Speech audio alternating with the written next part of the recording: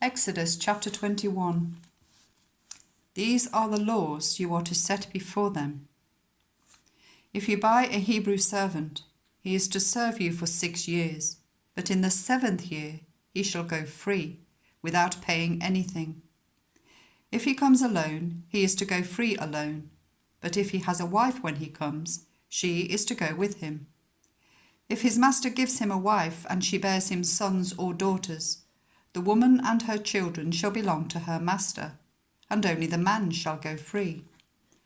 But if the servant declares, I love my master and my wife and children, and do not want to go free, then his master must take him before the judges. He shall take him to the door, or the doorpost, and pierce his ear with an awl. Then he will be his servant for life. If a man sells his daughter as his servant, she is not to go free as male servants do. If she does not please the master who has selected her for himself, he must let her be redeemed. He has no right to sell her to foreigners, because he has broken faith with her. If he selects her for his son, he must grant her the rights of a daughter. If he marries another woman, he must not deprive the first one of her food, clothing, and marital rights.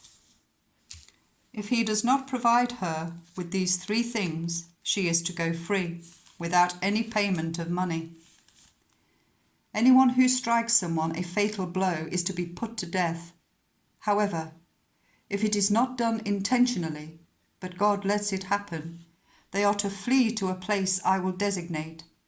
But if anyone schemes and kills someone deliberately, that person is to be taken from my altar and put to death.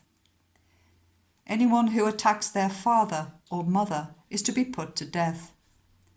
Anyone who kidnaps someone is to be put to death, whether the victim has been sold or is still in the kidnapper's possession. Anyone who curses their father or mother is to be put to death.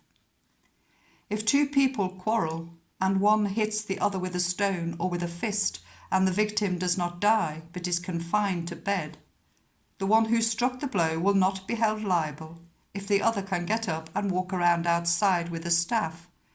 However, the guilty party must pay the injured person for any loss of time and see that the victim is completely healed.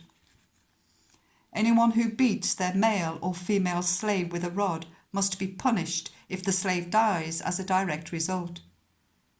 But they are not to be punished if the slave recovers after a day or 2, since the slave is their property.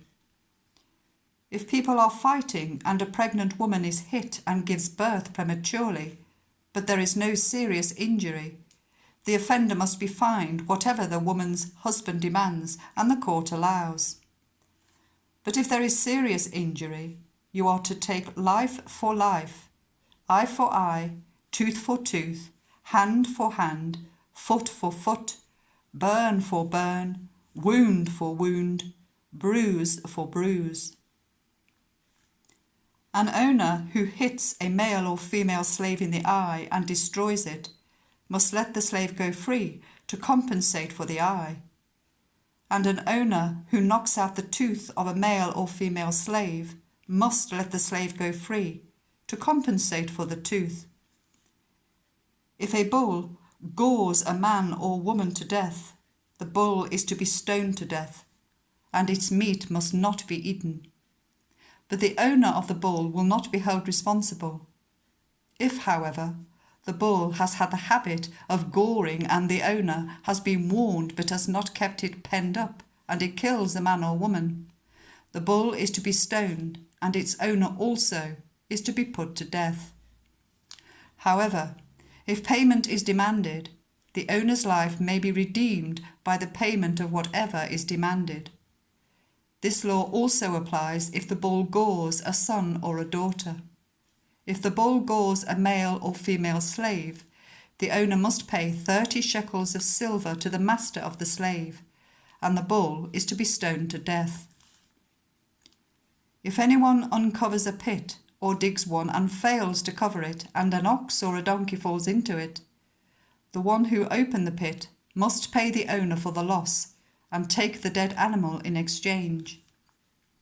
If anyone's bull injures the bull of another and it dies, the two parties are to sell the live one and divide both the money and the dead animal equally. However, if it was known that the bull had the habit of goring, yet the owner did not keep it penned up, the owner must pay animal for animal and take the dead animal in exchange.